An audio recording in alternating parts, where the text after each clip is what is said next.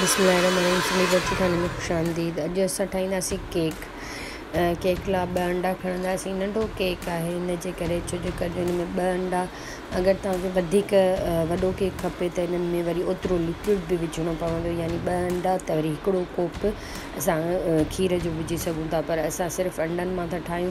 इन लाइ हिकिड़ो कोप असांखे हिन में तेल जो अधु कोप तेल जो खपंदो ऐं हिकिड़ो कोप मैदे जो खपंदो। थोरो हिन में असां कोको पाउडर विझंदासीं। चॉकलेटी केक ठाहींदासीं, इन जे करे थोरो थोरो तेल विझंदा वेंदासीं, उनखे बीटर सां बीट कंदा वेंदासीं जेसि ताईं तेल उन में सॼो जज़ब न थी वञे।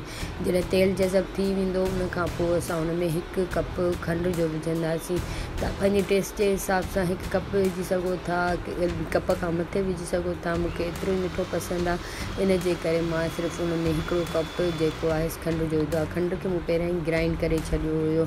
जॾहिं खंड मिली वेंदी त पोइ उन में मैदो बि शामिलु कंदासीं। मैदे खां पोइ असां उन में जेको आहे सो थोरो कोको पाउडर बि शामिलु कंदासीं। जॾहिं उहो मिक्स थी वेंदो उन में असां विझंदासीं बेकिंग पाउडर। अड़े बेकिंग पाउडर मुंहिंजो त किरे थो, अल्लाह।